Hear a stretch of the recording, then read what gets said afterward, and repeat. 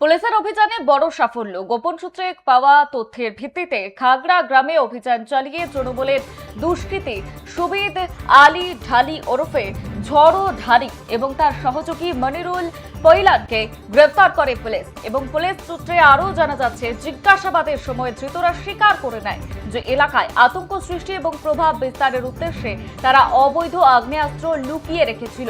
তাদের দেখানো মতে বাড়ির চত্বরে পৃথক দুটি গোপন স্থান থেকে দুটি দেশি আগ্নেয়াস্ত্র এবং দুটি তাজা কার্তুজ উদ্ধার করা হয়।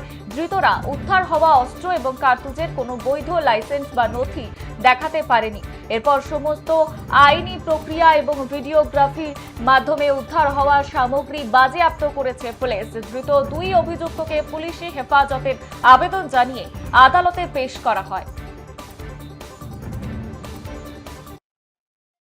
এটা কার বাড়ি? এটা এখানকার ডন, বড় ডন যেটাকে বলা হয়, ঝোড়ো ঢালি ওরফে সুবিদ আলী ঢালি, ওনার বাড়ি। ওনার এরকম সম্পত্তি অনেক আছে। এটা তো হিমশৈলের চূড়া মাত্র। এরকম 5টা থেকে 6টা এখানে বাড়ি আছে। তার মধ্যে পাটনখালী অঞ্চলেই প্রায় 5টা মতো বাড়ি আছে এবং বাইরে অনেক নামে বেনামে অনেক সম্পত্তি কেনা আছে। এটা তার মধ্যেই এটা অন্যতম। এবং লোকের যা জায়গা ছিল, যদি কাগজপত্রে কোনো ডিস্ট্রিবিউট থাকতো বা কোনো ছোটো সমস্যা থাকতো, সেটাকে ভয় দেখিয়ে বাজে একটা বিরোধী দলের তকমা বা বিজেপি করে এরকম কিছু তকমা লাগিয়ে তাকে সেখান থেকে উচ্ছেদ করে সেই জায়গা দখল করে নিত।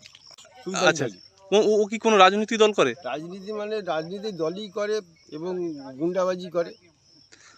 আচ্ছা, জোরকে ভয় দেখিয়ে এইসব সম্পত্তি সব ওর লোককে ভয় দেখিয়ে জোরকে দখল করে নিয়েছে। আচ্ছা। এইখানে একটা পাঁচিল দেখা যাচ্ছে, কত দীর্ঘ লম্বা। দীর্ঘ লম্বা এদের 30 বিঘের মতো সম্পত্তি আছে। এটা এই বাগান করে আগে, ওই বাইকের আগে থেকে যে বাগান করা আছে পুরো এটা ও দখল করে রেখে দিয়েছে। আচ্ছা। এবং হিন্দু মেয়েদের তুলে নিয়ে এসে এখানে মান অপমান করে। ওটা হচ্ছে কি ব্যবসা। যেটা ভালো বউ দেখে, মেয়ে দেখে, সেটাই ওর বউ হয়ে যায়।